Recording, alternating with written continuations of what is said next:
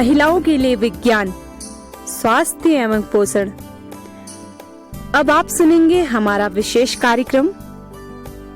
ये कार्यक्रम राष्ट्रीय विज्ञान एवं प्रौद्योगिकी संचार परिषद, विज्ञान एवं प्रौद्योगिकी विभाग, भारत सरकार द्वारा उत्प्रेरित एवं समर्थित है और इसे कुमाऊवानी सामुदायिक रेडियो द्वारा तैयार किया गया।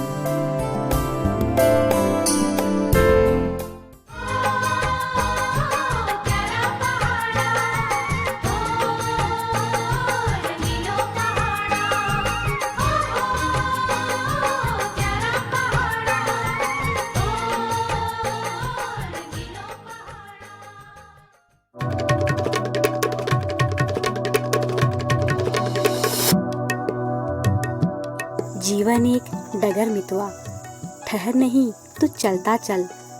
माना कि पथ यहाँ दुर्गम है, पर तेरी सांसों में दम है। साथ तेरे संगी साथी क्या हुआ बहुत कम है। उनके हाथों को थाम कर उनका दुख भी हरता चल। जीवन एक लहर मितवा, ठहर नहीं चलता चल, चलता चल। पतवार लिए बढ़ता चल, सफर बहुत तूफानी है।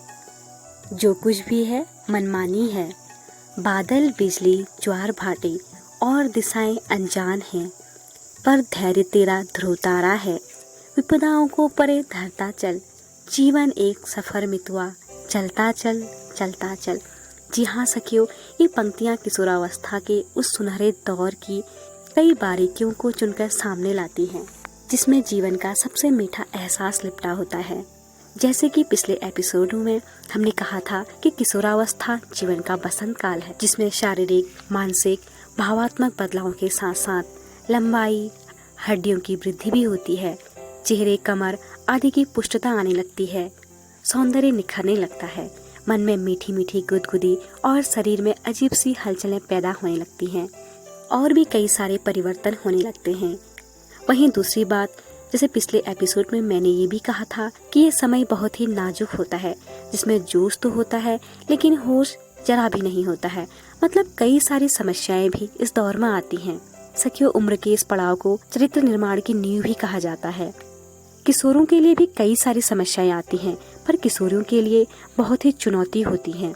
ठीक इस समय से शुरू होता है ऋतुस्राव का, यानी मासिक धर्म का, जो एक अलग अनुभव है, जिसमें किशोरियां बहुत सारी असमंजस में होती हैं। संयुक्त परिवार में तो वह बात कर लेती हैं, लेकिन कभी कभी एकल परिवार में किशोरियां इस बात को बिल्कुल भी नहीं बांट पाती हैं और उन्हें कई सारी मुश्किलों से गुजरना पड़ता है। और इसके अलावा भी बहुत सारी समस्याएं होती हैं किशोरावस्था में। तो आइए मिलते हैं कुछ बालिकाओं से और उन्हीं से जानते हैं।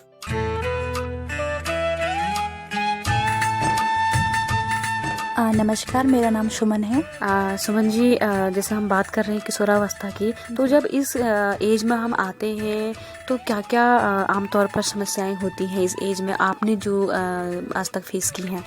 मैं अपने जो मतलब पीछे जाना चाहती हूँ, जो मेरी किशोरावस्था में थी, तो उस टाइम पे काफ़ी शर्म लगती थी और मतलब कहने में भी झिझक होती थी।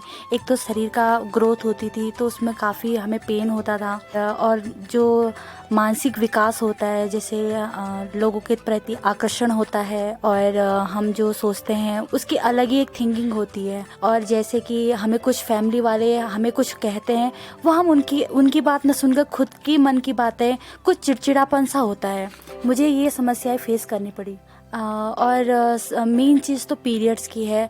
पीरियड्स के टाइम पे जो पहले बार हुआ वो शायद मैं समझ नहीं पाई, ना मैं समझ पाई। मैं सोचती हूँ जो आने वाली पीढ़ी है वो भी अब तो काफ़ी ज़्यादा ग्रोथ हो चुकी है। आजकल की जो मम्मा है, माता जी हैं, काफ़ी एक्सपर्ट हो चुकी है, हर चीज़ के बारे में नॉलेज हो गई है, न्यूज़ में आता है सब कुछ। नमस्कार, आपका नाम क्या है? नमस्कार, मेरा नाम सुनीता है, मैं जीजीआई से बोल रही हूँ। अच्छा सुनीता जी, ये बताइए, जैसे कि हम देखते हैं अक्सर जब लड़कियां टीनेजर में आती हैं तो कई सारी समस्याएं होती हैं। तो मैं आपसे जानना चाहूँगी, आमतौर पर ऐसी कौन कौन सी समस्याएं हैं जो किशोरावस्था से शुरू हो जाती हैं? टीनेजर एज में जो चेंजेस आते हैं वो हमारे बॉडी में बहुत से चेंजेस आते हैं और फिजिकली और मेंटली भी बहुत चेंजेस आते हैं। टीनेजर एज में हमारी बॉडी में बहुत से चेंजेस आते हैं, जैसे ब्रेस्ट बढ़ते हैं और बहुत सारे चेंजेस होते हैं। कहने का मतलब है कि हमारी बॉडी बहुत सारी चीज़ें ग्रो करती हैं, जिसकी हमारी आवाज़, लड़कियों की आवाज़ पतली हो जाती है और बॉयज़ की आवाज़ में मोटापन आ जाता है, और हमारे बॉयज़ की जो बाहें होती हैं वो चौड़ी हो जाती हैं, और गर्ल्स की भी मतलब बॉडी में बहुत सारे चेंजेस आते हैं। और सबसे अहम बात कि लड़कियों को माहवारी आने स्टार्ट हो जाती है इस एज में, जो कि बहुत बड़ा बदलाव है। तो सुनीता जी, और मैं बात पूछना चाहूँगी, इस दौरान कोई ऐसी बात जो न किसी से हम बोल पाते हैं न खुद उसको सुलझा पाते हैं, कहने का मतलब है हम उस बात को लेके काफ़ी असमंजस में रह जाते हैं, ऐसी कोई बातें होती हैं? होती है ना, जैसे कि हमारी बॉडी में इतने सारे चेंजेस आते हैं, हम खुद पता नहीं होता है कि क्यों हो रहा है, क्या हो रहा है, और हम किसी से शेयर भी नहीं कर पाते हैं। मैंने ये भी देखा है कि ये जो एज होती है इसमें दूसरों के प्रति अट्रैक्टिव हो जाते हैं हम, और समझ नहीं पाते कि क्या सही है और क्या गलत है। नमस्कार, आपका नाम? रूपाली थापा। रूपाली, अच्छा ये बताओ, अभी किशोरावस्था में आप हैं, तो इस वक्त मतलब आपको कैसा लगता है? क्या कुछ नया करने का मन करता है इस दौरान? जी हाँ, मुझे अभी 18 एज है, तो इसलिए मुझे इसमें कुछ नया करने का लगता है। ये है कि हाँ, कि मैं बढ़ूँ, आगे को कुछ करूँ और अपने माँ बाप का भी सपना करूँ, अपना भी सपना पूरा करूँ। और जब मैं कभी भी टीवी देखती हूँ, कोई शो देखती हूँ, तो उसमें कई सारे ऐसे एक्टर लोग होते हैं जिनको देख के मुझे ऐसा लगता है कि हाँ, मैं भी इनके तरह करूँ, इनकी हेयर स्टाइल, इनका बॉडी लैंग्वेज, इनका बात करने का ढंग। तो कभी कभी मैं भी उसको ट्राई करती हूँ, और कभी हाँ हो भी पाता है, कभी नहीं भी हो पाता है, ऐसी करती हूँ थोड़ा बहुत। दोस्तों, उम्र के इस पड़ाव में कई तरह की समस्याओं से सामान्य तौर पर सभी किशोरियों को गुजरना पड़ता है, लेकिन अनुभवों की कमी होने के कारण ये समस्याएं काफी जटिल महसूस होती हैं, जिसका मुख्य कारण होता है हार्मोन्स का असंतुलन होना। कई बार तो इसके लक्षण उसके जीवन पर गहरा प्रभाव डालते हैं। मुख्य तौर पर हमारे मूड में काफी उतार चढ़ाव होता है। कभी कभी मन एकदम खुश होता है, तो कभी कभी गुमसुम सा हो जाता है। कभी साथियों के साथ बैठने का मन होता है, तो कभी एकदम अकेलापन अच्छा लगता है। कभी मुहासे आना, कभी शुष्क त्वचा, कभी मासिक धर्म का दौर। कहने का मतलब है ये दौर भावात्मक रूप से अधिक संवेदनशील स्तर होता है। साथ ही स्तनों में दर्द जैसी कई समस्याएं होती हैं, और ये सभी समस्याएं उम्र के इस पड़ाव की और परिपक्वता की तरफ ले जाती हैं। और इस समय में परिवार के साथ अपनी समस्याओं को साझा करना बहुत ही ज़रूरी है। अगर आप ऐसा नहीं करती हैं तो आपकी समस्याएं और भी ज़्यादा बढ़ जाती हैं। तो आइए मिलते हैं डॉक्टर से, वो क्या कहते हैं।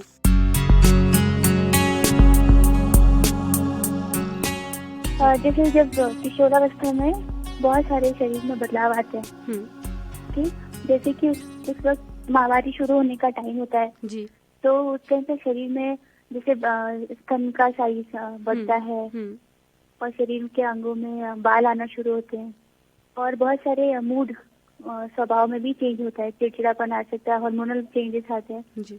तो उन सबको परिवार वालों को भी इसमें मानसिक, शारीरिक के साथ साथ मानसिक सपोर्ट भी चाहिए होता है। तो जैसे कि अब कोई लड़की है तो माँ उसको जैसे प्यूबर्टी बोलते हैं, किशोरावस्था बोलते हैं ना, तो माँ बच्चे को पहले से बता सकती है कि ये बदलाव आते हैं, तो तुमको घबराना नहीं है, ये एक प्राकृतिक प्रक्रिया है और ये सबको होता है। तो ऐसा बोलने से कि वो उसको मानसिक बहुत, मॉरल बहुत सपोर्ट मिलता है। तो ये होता है कि फैमिली वालों को बहुत सपोर्ट करना चाहिए। जी बिल्कुल मैम, आपने कहा कि परिवार की जो भूमिका है वो बहुत ज़्यादा है, इसमें अहम मानी जाती है। तो एक चीज़ इसके साथ और जुड़ती है मैम कि परिवार का माहौल कैसा होना चाहिए बच्चों के लिए, क्योंकि अक्सर हम देखते हैं कि इस उम्र में टोका टाकी भी बहुत होती है, एक बच्चों के साथ तालमेल बैठाना बहुत मुश्किल हो जाता है। तो कैसा माहौल हमारा परिवार का हो इसमें? परिवार का वही सपोर्टिव हो, कोई अगर वो चाह रहा है कि उस टाइम पे, क्योंकि उस टाइम पे बहुत जोश होता है और बहुत ज्यादा हार्मोनल चेंजेस के कारण बहुत चिड़चिड़ापन आता है, गुस्सा आता है, डिसीजन लेने का कुछ है तो घर वाले मना करते हैं, तो हो सकता है कोई गलत कदम उठा लेते हैं। तो ये तो घर वालों को समझना चाहिए कि ये एक टाइम होता है, इस टाइम पे ये बच्चे ऐसे ही होते हैं, तो उनको ज्यादा रोक टोक नहीं करके, उनको प्यार से समझा के, ये भी नहीं कि हर चीज में हाँ हाँ बोल देंगे तो भी नहीं हो सकता।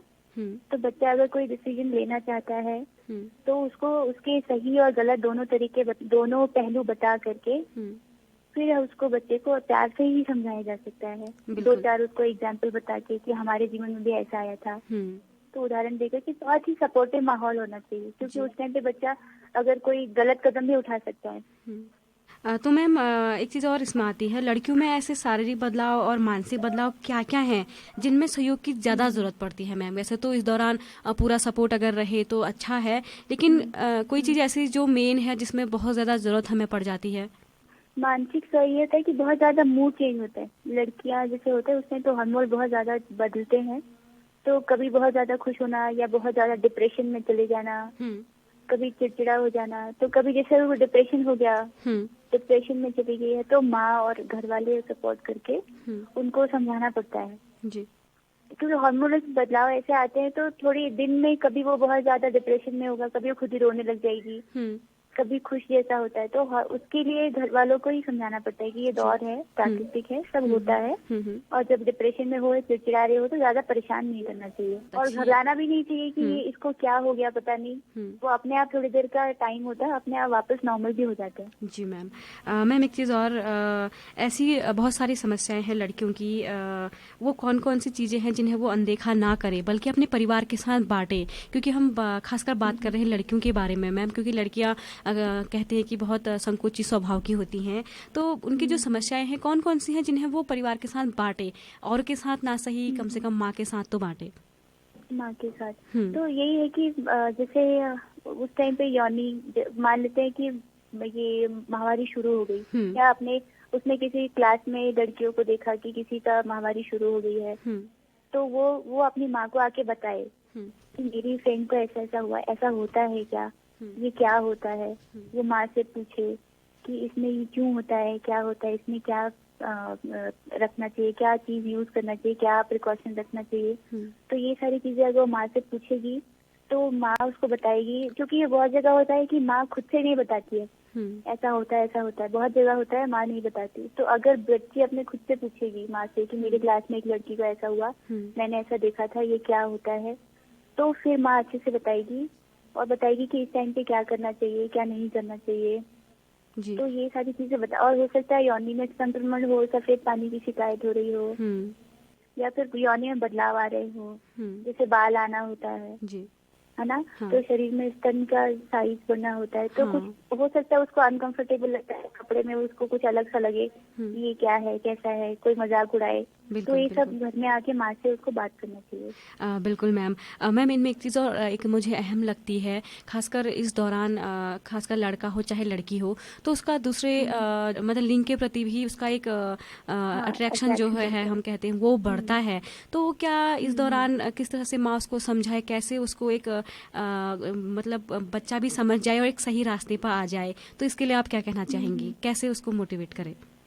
यही है कि बच्चा अब ये इस टाइम पे हार्मोनल चेंजेस, ऐसे टाइम ऐसा होता है कि अपोजिट की तरफ बहुत ज्यादा अट्रैक्शन होता है। बिल्कुल। हाँ, तो बस उसको माँ को बस समझाना पड़ेगा कि तुम्हारी लिमिटेशन क्या है। अब उसको हम रोक नहीं सकते कि तुम अट्रैक्ट मत हो या तुम बात मत करो या इधर मत जाओ, ये नहीं कर सकते। बस माँ को लिमिटेशन बतानी होगी कि ये तुम्हारी लिमिटेशन है, इतनी फ्रेंडशिप करो, इससे ज्यादा मत करो। और उसको प्यार से समझाना पड़ेगा कि इस टाइम पे अगर हम रोकेंगे टोकेंगे तो और उल्टा असर होता है। इसलिए माँ अगर समझाएगी तुम्हारे ये लिमिटेशन है, यहाँ तक रहो, फ्रेंडशिप करो, बातें करो, तो फिर बच्चे धीरे धीरे वैसे भी समझ जाएंगे। बच्चे भी आजकल तो बच्चे बहुत स्मार्ट है। बिल्कुल मैम। तो एक चीज़ इसी सवाल के पीछे एक आखिरी सवाल है, इस दौरान मैम खासकर किशोर अवस्था में खान पान कैसा हो और एक जीवन शैली हम कैसे जिएं? और इसमें खान पान तो हमको ध्यान रखना, क्योंकि हमारे शरीर, लड़कियां हैं जैसे उनको माहवारी शुरू होने का टाइम होता है, तो उस टाइम पे इनको वैसे ही खान पान की आयरन वाली चीजें, अधिक पौष्टिक चीजें, पौष्टिक आहार, सारी चीजें, प्रोटीन ज्यादा लेना, और फिर दूध अंडा अगर खाते हो तो दूध अंडा खाना, आयरन युक्त हरी सब्जियां खाना, तो डाइट ऐसा करना। और सबसे ज्यादा अच्छा है कि एक्सरसाइज सबसे ज्यादा महत्वपूर्ण है, क्योंकि आजकल बहुत बिजी लाइफ हो गई है, कोई अपने फिजिकल उसमें सिस्टम में ध्यान नहीं देता। तो कम से कम 30 मिनट का एक्सरसाइज करें, अच्छा खाना खाएं, और हरी सब्जियां या फ्रूट्स ज्यादा, फाइबर वाली चीजें ज्यादा खाएं, और बाहर की चीजें जैसे ये जंक फूड्स होते हैं, कोल्ड ड्रिंक्स हो गया, बर्गर, पिज्जा, ये सारी चीजें अगर ना खाएं, ये जो पैकेट वाले फूड होते हैं ये सब ना खाएं, तो फिर ये सारी चीजें आसानी से अच्छे से हो जाती है, मतलब इस दौरान से बच्चे अच्छे से निकल जाते हैं। और फिर अगर और जीवन शैली ऐसी दिन भर मोबाइल कंप्यूटर्स, इसमें लिमिटेशन हो। अगर कंप्यूटर में काम करना ही बहुत जरूरी है तो एक सही पोजीशन पे रह के काम करे, थोड़ी देर में आराम करते रहे बीच बीच में, और चाय कॉफी इन सब चीजों का कम से कम सेवन करें। दोस्तों, किशोरावस्था जीवन का अहम पड़ाव है जो कि हमें एक संपूर्ण नारीत्व की तरफ लेके जाता है। तो इस दौरान जरूरत होती है एक सही देखभाल की, सही दिशा की। उम्मीद करती हूँ आज का कार्यक्रम आप लोगों को अच्छा लगा होगा। फिर मिलेंगे किसी नई कार्यक्रम के साथ। तब तक के लिए अपने रेडियो साथी रितु आर्या को दीजिए इजाजत। नमस्कार।